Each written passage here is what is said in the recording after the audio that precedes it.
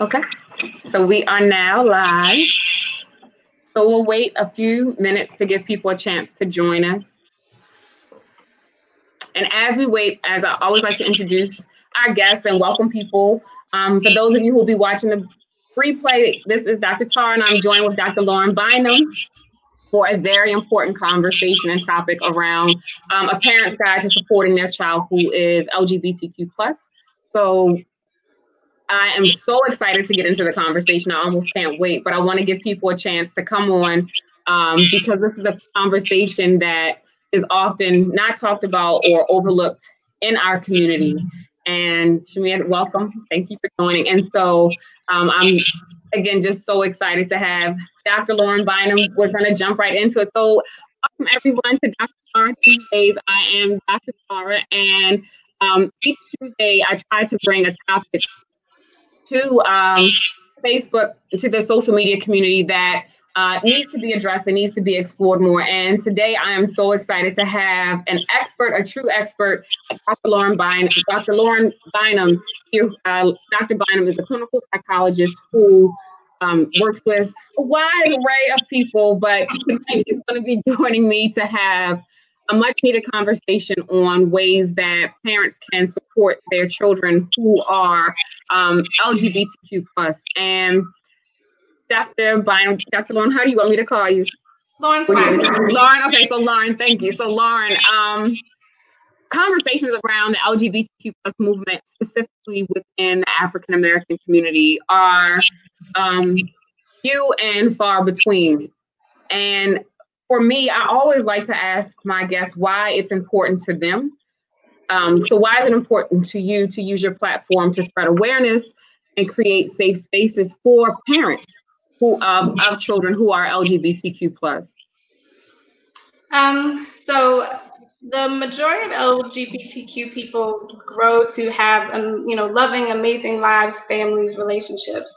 However, African-American LGBTQ youth are at higher risk for experiencing suicide attempts, homelessness due to running away or being kicked out of their homes, physical assault, sexual assault, substance abuse, unemployment, leaving school, bullying.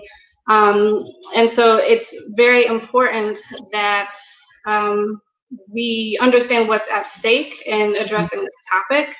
And we need to understand that these behaviors that they are exhibiting are in response to discrimination and violence, and they're not a function of their identities. And so this isn't merely a theoretical conversation we're having, but this really has real world impact. I personally think that raising African-American youth in this society it can be terrifying and complicated and complex, and adding another layer of, discrimination and possible violence makes it that much more so. And so I really sympathize with being a parent of someone who is LGBTQ+. There's a lot of fear, fear that their child will be harmed, fear that they won't be able to protect them, fear that they're going to mess them up further, fear that they will be judged themselves as parents, fear that, they have done something to create this. And so I think, all of that fear, and then just the stress of like arguing with school people, arguing with your own family, it's a lot of stress. And so people need support. And then lastly, I think that part of being a parent of someone with an LGBTQ+ identity is also being able to challenge your own stereotypes and beliefs about gender, about race, about sexual orientation. And that can be painful and really hard because many of us, all of us, have received stereotypical messages from, our families, our schools, our communities, our society. And so sort of like extracting that out of yourself can be really hard, and you need support through that.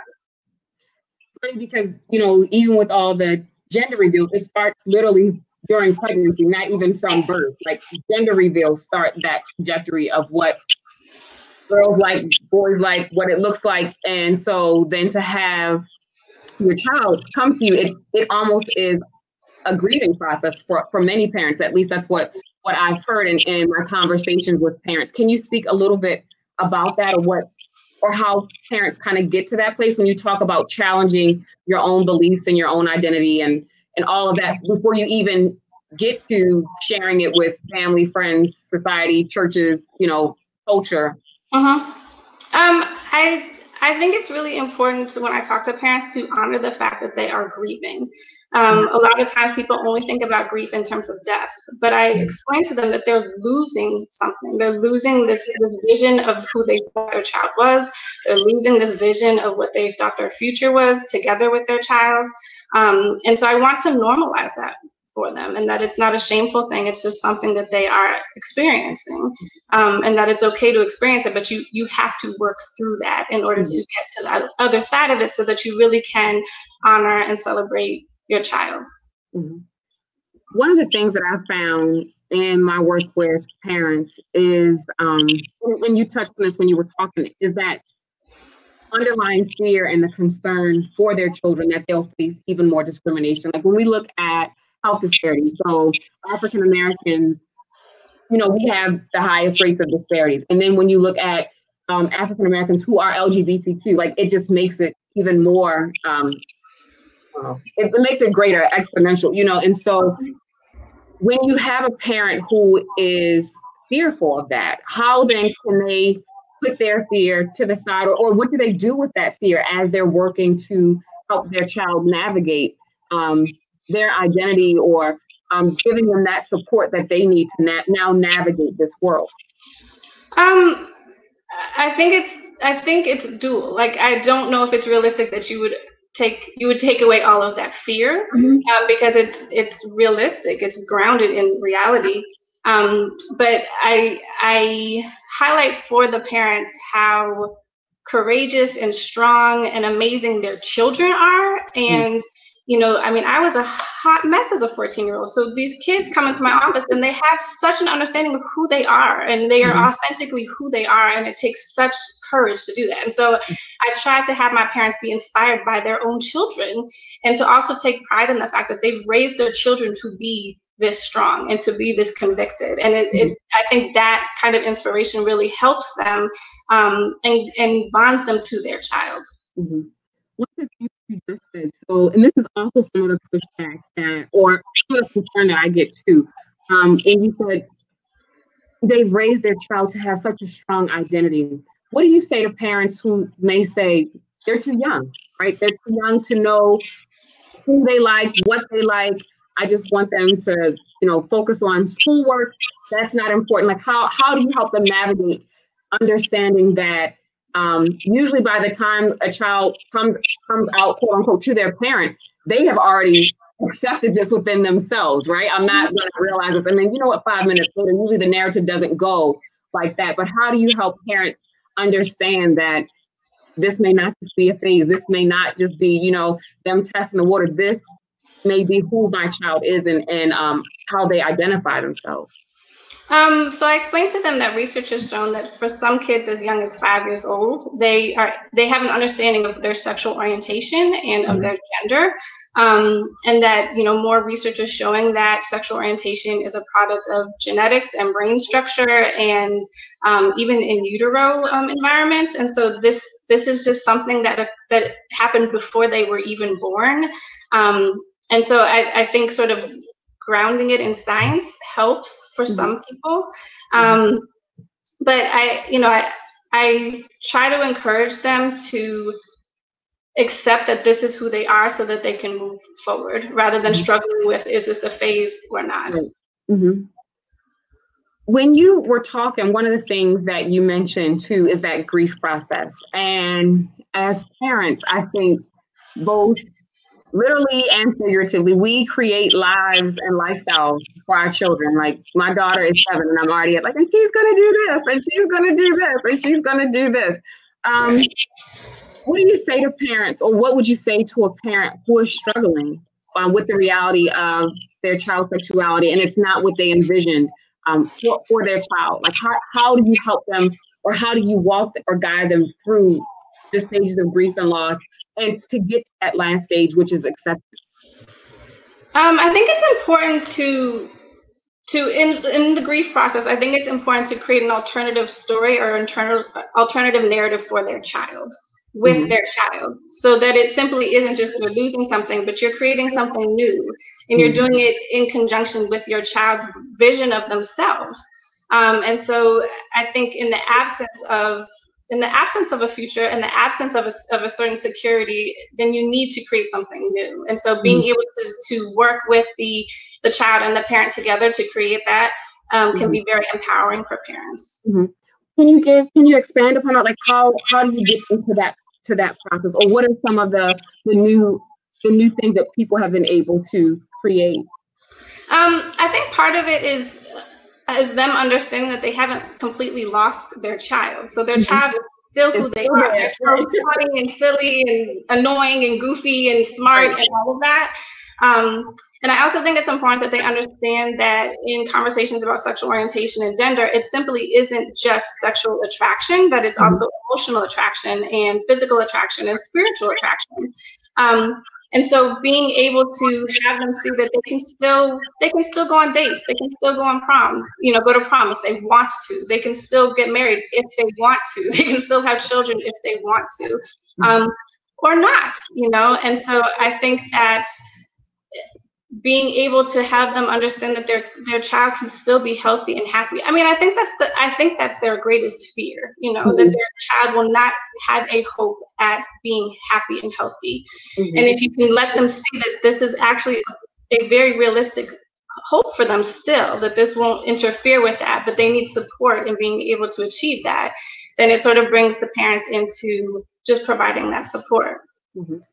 So, one of the things that I did today, when I posted our flyer, I said, it was like crickets. It was like people just passed by, like, nope, we're not doing that. And then I got DMs and inboxes from parents, some saying that, we are not ready for this conversation as a community. We're not. It's an agenda. We're not, for this. And how do you support? And then I think the one or two comments that stood out to me the most were people who told me that they were going to tune in, but they didn't feel comfortable publicly liking it because they didn't want anyone to see that they liked it because of their own thing that they were afraid of experiencing. And how do you help parents navigate what they may experience as discrimination, right? Like they think that's something that not often talked about, that, I may be shunned from social settings or family outings because I support my child, or because I have to defend my child, or because I don't feel like talking about my child. Like, how do you help parents kind of navigate their world around supporting their child? They're in my office, so they are open to therapy, and so sometimes they need their own therapist in order to help them through that. I think there are support groups both in person and online that they don't feel so alone, and they're receiving support from other people who are going through similar things. Some people, as heartbreaking as it is, choose to really minimize contacts that they have with family, friends, church members, because they are choosing their child, and though they don't want to have to make such an extreme like either or choice, it comes down to that. And so I think it's just being able to offer them space where they can be sad and cry, and they can be angry and yell, and they can be terrified, and know that there isn't a right way to do this. So I'm very big. I don't use language like right or wrong. I think it has a certain moral judgment to it. I rather say healthy or unhealthy. And so I'm always encouraging parents to think about what is healthy for them and healthy for their child. And that's not always black and white and obvious, but that the vision is always, what is healthy for you? What do you need to be healthy? And what about parents where, a child coming to me and that they are a part of the LGBTQ community, it goes against my religious, spiritual, cultural, family beliefs. So I do not agree with this lifestyle. I do not support this lifestyle.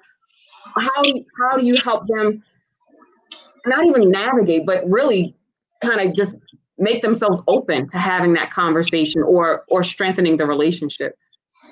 I mean, the short answer is your child is divine. I love it. I love it.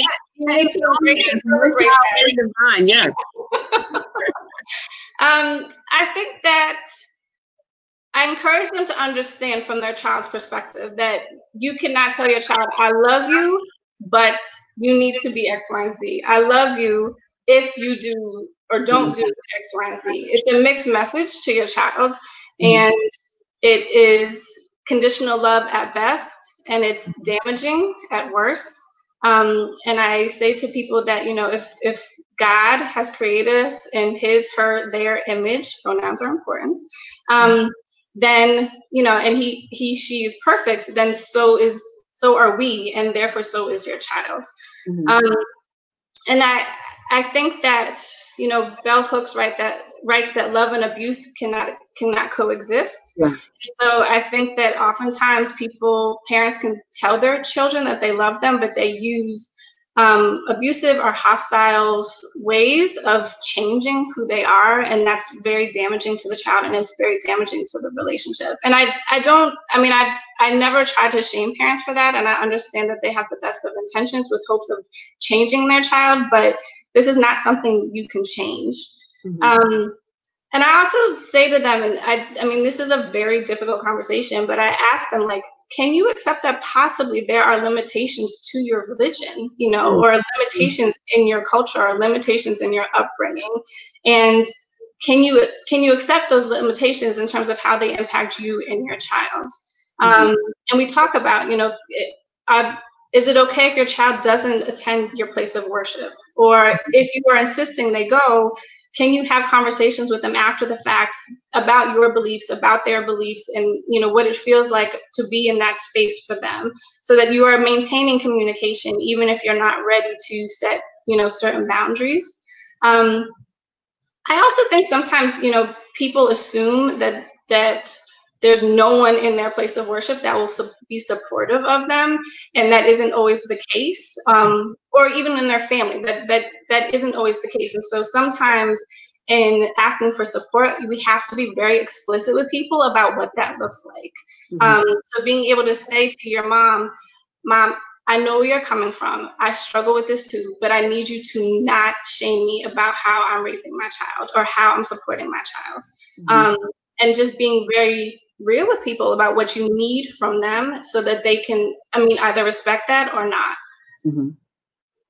When you talk about supporting parents and, you know, allowing them to navigate and acknowledging their own process, how do you support, I guess, families in allowing parents to have their process and yet not allowing, or maybe I'm wrong, but not allowing their process to overshadow their child's process? Not, you know, I don't want to, I'm taking it away from my, and now it becomes my shame, my journey, my journey to acceptance. Like, how do you allow that to happen or how do you support that in happening simultaneously with the intention of, we're here to support your child?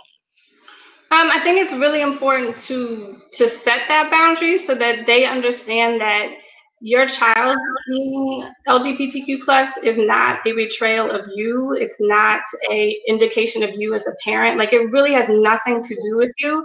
And yet you really need to experience whatever you have to experience apart from your child, so that you can come back to your child and be supportive of them. But I think it's and they need the space to do that. And I think sometimes parents feel like they always have to say the right thing, or they always have to be like in real time doing the right thing. And it's not realistic. Like, there's no manual for how to do this. And so if you make a misstep, it's okay to say to your kid, I apologize for handling it this way, or saying this, you know, I'm really trying to figure this out. And this is hard for mommy. This is hard for daddy. And because I think kids are very forgiving of that. And I also think that it's important to model like humility through this. This is really complicated stuff. This is not simple. No one's trying to make it out to be simple. People are going to make mistakes along the way. And like, that's okay, as long as you continue to show up with love and humility.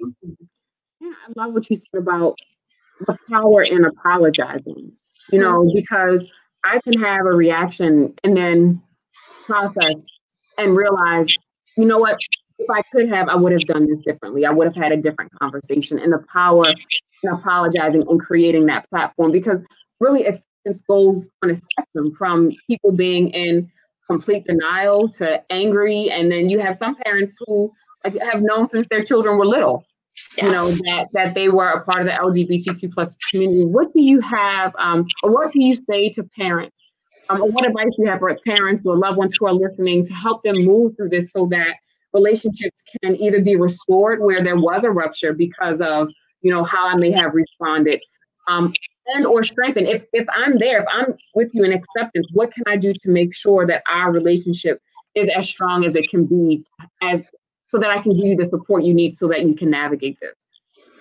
I mean, I think that it's really important to figure out why you feel the way you feel. And to not necessarily talk yourself out of feeling that way, but just be able to identify the why, you know. And does it have to do with your own, you know, sexuality? Does it have to do with your own upbringing? Does it have to do with, you know, your concerns about being able to protect your child? So I really ask people to figure out the why so that we can address it, because being like pushing away the feelings isn't going to make them go away. And trying to logic your feelings doesn't always work either. So it's like, can you feel how you feel and sort of maintain this relationship and, you know, have that be like this organic, constantly evolving process. And so, but I also say to the parents, like, in your process, you always need to center your relationship with your child. That is the most important thing. And I think that in that struggle, I very rarely, like, I say, like, these are the statistics. Like, African American LGBTQ youth are 8 times more likely to attempt to kill themselves if they do not have the support of their family. Period. They're 6 times more likely to have severe depression. They're 3 times more likely to have substance abuse or unprotected sex. Like, this is what is at stake. And so we know that a single person being there to support this child is sometimes the only thing that will stand in the way of them actually trying to kill themselves. So don't you want to be that person? You know, no matter what you're feeling about it, no matter what you believe about it, don't you want to be that person to your child that gets in the way of all of this really horrible, scary things, you know, happening to them? And most parents are like, yes. What do you do, or how do you support parents where it's 2 parents and one is accepting and one may be not there yet? One is further along than the other. How do you help them kind of navigate their space and not get into that triangle and still be able to support their child too? I've actually, the way that I've done it is that I usually will meet with the child and the parent that is supportive. And then I'll meet individually with the parent who is supportive, and I kind of leave the other parent out of it, because I've tried to have a less than supportive parent in the room, and I think it's been detrimental to the child, and I also think it's been detrimental to the process of trying to create trust in the process. And I do give, you know, feedback to the supportive parent and say, you know, I cannot imagine how challenging this is in your marriage, and yet you have to be the person who's standing up for your kid. You just have to. And I say, like, this other parent is welcome to come in when they can be respectful. And usually for me, that's like, can they use the correct pronouns? Can they use the name? You know, like, it's a very baseline. I'm not asking them to come in having changed their mind, but it's just sort of behaviorally, can you be respectful in my office? Yes, great. Then, you know, we can continue in this process.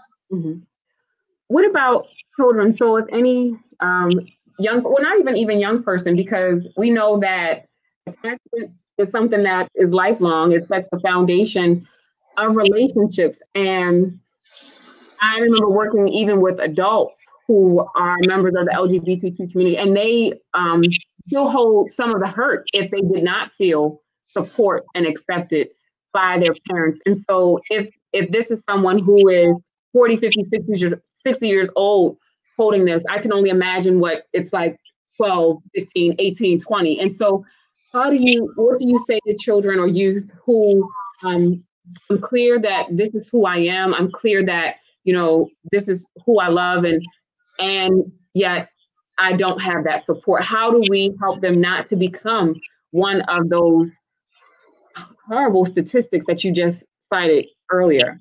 Mm-hmm. I mean, part of it is, again, helping them find community, helping them find either in-person or online support groups. I think having an LGBTQ plus role model is also very helpful, because they can see that there's this future, even if they don't have support now, there's a future. I think that it is extremely painful. And so I think honoring that and being able to say, this is heartbreaking and it's not your fault. There's nothing you can do to make this other person change their mind, and it's not your responsibility to change their mind. It's your responsibility to take care of yourself. It's your responsibility to advocate for yourself and be authentic, but you can't take on someone else's issues. And I think that's really powerful for kids and adults, but I also think that's for everybody, right? You're not responsible for how someone else feels or what they think, but you are responsible for your healing.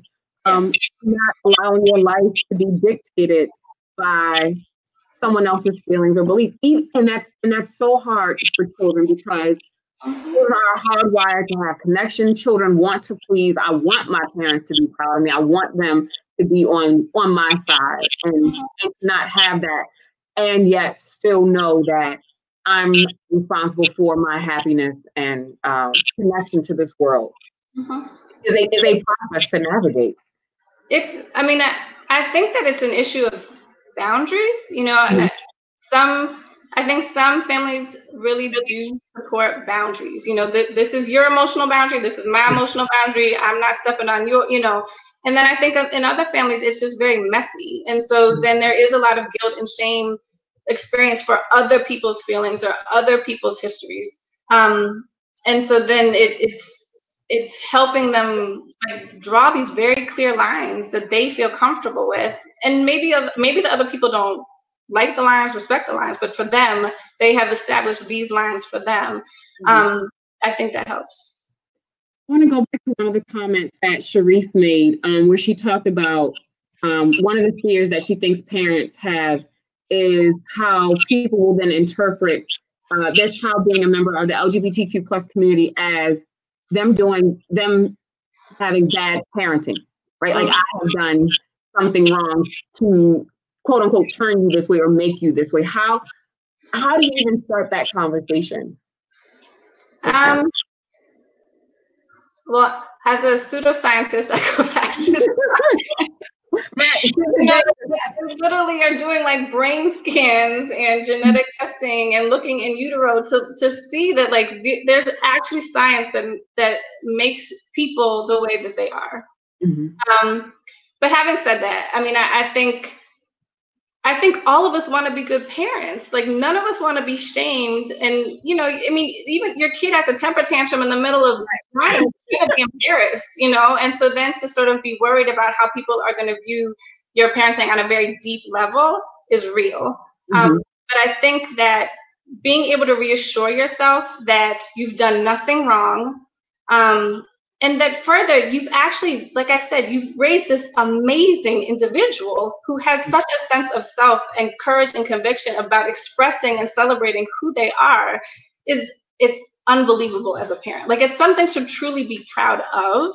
And so I try to shift their thinking around that their kid is not a follower. Their kid really, truly wants to be who they are, and they're establishing support systems for themselves in order to be that. If you're in that office, you're a highly resourced child and parent. Seriously, and you need to acknowledge that and celebrate it. That this is not for the faint of heart coming in my office. And so being able to highlight that for them, that they are resourced and they are strong, is really important. So I'm so excited to have another mental health professional on here, because this conversation brings up stigma, but then coming into your office also has a stigma. Can you just talk about the benefits you've seen that come along with allowing yourself to process this. You know, I think sometimes in our community, we think if we don't talk about it, it'll just go away, right? Like if I don't talk about it, if we don't mention it, or really, if we can just pray it away, or we can just do this. But the benefit of seeking therapy, the benefit of giving myself permission to process and to grieve as a parent. Can you speak a little bit about that? Well, when people first come into my office, I initially say, like, I don't even know you, but I think you're amazing because you're here. Because I know that it took a lot for you to just be here, and that's important. And I also say to them that even though I may be an expert on changing certain attitudes or developing certain behaviors, you're the expert on your life, and you're the expert on what you've experienced. And so I try to make it an empowering process, you know, and try to take the shame out of that. I tell them this is the only relationship you'll ever have in your entire life that's all about you. You doesn't want that. You don't have to worry about my thoughts, my feelings. Like, you will not disappoint me. You will not like embarrass me. You know, like it's really all about you. And I think giving people the permission to really just be all about themselves is invaluable. But I say, like, you know, there'll be days that this does not feel good. You know, there are days where you're going to cry and there will be struggle, but the purpose of this is healing. The purpose of this is developing self-love. And I think that we're really good at teaching people how to love other people. We're not really good at teaching ourselves how to love ourselves. We're not good at teaching our children how to love themselves. And so creating a space for that for people I love my job. Like, this is the best part of my job, is seeing people value themselves and create positive relationships and create, you know, boundaries. And I love my job. It's amazing that I get to see these incredible people heal themselves. There's nothing better. Right. Give themselves permission to heal, right? Give themselves permission to heal. As we get ready to wrap up, Lauren, when you think about, I guess, our conversation and what you have seen and who you have worked with, if you were talking to a parent who is struggling, or a parent who is not struggling, or a child or youth who is struggling, what 3 takeaways would you give them for finding that support that they need in navigating this and owning their process and being and showing up for themselves and their child? I think number 1, you have to find support. You don't have to do this alone. There are supports, and 2, you need the support. So it takes a village. I'm a huge believer in that. And so I think really finding support. It doesn't matter if it's your school janitor. Like, it could be anybody. Find support. I think the second point is to really try to live in love and humility, and to demonstrate that to your child no matter what. And if you need to go into the other room and then cry about it, do that. But in that moment with your child, just show love and acceptance.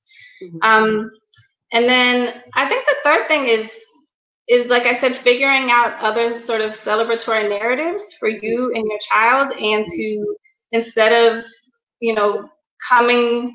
seeing you and your child in a negative light, really framing it in terms of, like, we are strong, we are resilient, we are courageous, we are bonded, like, this is something we are going to do together. And sort of, it's a mission together that you're tackling. Love it. I love the creation of a new narrative and giving yourself permission to be authentic to yourself, right? And I think sometimes it's funny that you said that. I also love what you said about, we do a very good job of teaching people how to love other people, but not love ourselves. And starting with our children, right? Because sometimes I'm a conditional parent. I teach you that love is when you take the trash out, or when you say please and thank you, and when you are a good little girl or a good little boy. But really rewriting and challenging myself to think differently and see that, I can show up and I can be there. I think is one of the greatest testaments to parents. Yes. Even if I don't agree, if I didn't agree, if this was different, for me or difficult for me, I can still be there and I can still be present for my child. And that is parenting. Yes. That is parenting. Dr. Lauren, I just want to thank you so much for being on here. Any closing thoughts? I know that you are in private practice. I also know that you are not taking any clients, but I know that people are going to be asking for your information. And so I totally welcome people emailing me. So my email is drlaurenbynum @gmail.com. We'll put it in the comments, yes. And I also do want to shout out, I'm because of my wait list, I'm planning on expanding my practice with my business partner, Laura Waltz. So look out for Lola Wellness coming in spring 2020. Awesome. Servicing mostly children, people of color, and LGBTQ plus individuals. So we know there's a need for this. Oh, yes, there is a need for this. That is awesome. Well, thank you. As always, I want to thank you all so much for tuning in. Lauren, I thank you for your honesty, and I thank you for your unwavering commitment to the healing of your clients, even sometimes when it makes you an outlier, right? To say that I service individuals who are LGBTQ+, I got this from posting. I can't imagine the conversations that you have when you say that, and I guess maybe just one more question, but what do you say to human service professionals, social workers, psychologists who may be working with clients who are of a different sexual orientation, who are not like them either? Make sure that you identify and you put the needs of your clients first. Yes. I mean, it's so humbling. I mean, I've had so many clients check me and school me, and I'm like, thank you. And I really appreciate that. And, I think it's a learning process for everyone. And I think there's a lot of, like I said, a lot of love and a lot of humility in that process.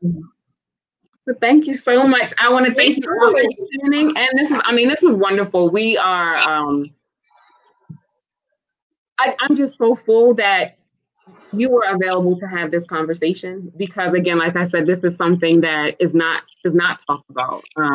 And people are literally dying as a result of this, right? And unnecessarily at that. And so when we're able to have this conversation, even if it means that I'm willing to change a little bit of how I think, even if it means I'm willing to pivot, then that means that the wheels can start turning and I can be open to new ideas and creating new beliefs. And again, I love that, creating new narratives for myself and my family. So thank you so much. Next week, we will be talking about, on Dr. Tara Tuesday, supporting your child who has a mental illness, how to help them navigate that. So I want to encourage everyone to tune in. As always, my tagline is "Let's heal together." Healing happens best in context of relationships and support, like you talked about as well. So, Dr. Lauren, thank you so much again, everyone. We will put her contact information in the comments, and we celebrate her expansion, and we will send everyone to you. Thank you.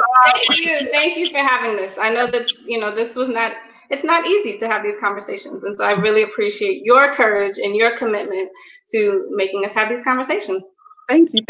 I appreciate it. So thank you, everyone. We will see you next week for Dr. Tara Tuesday, August the 20th. Thank you. Peace.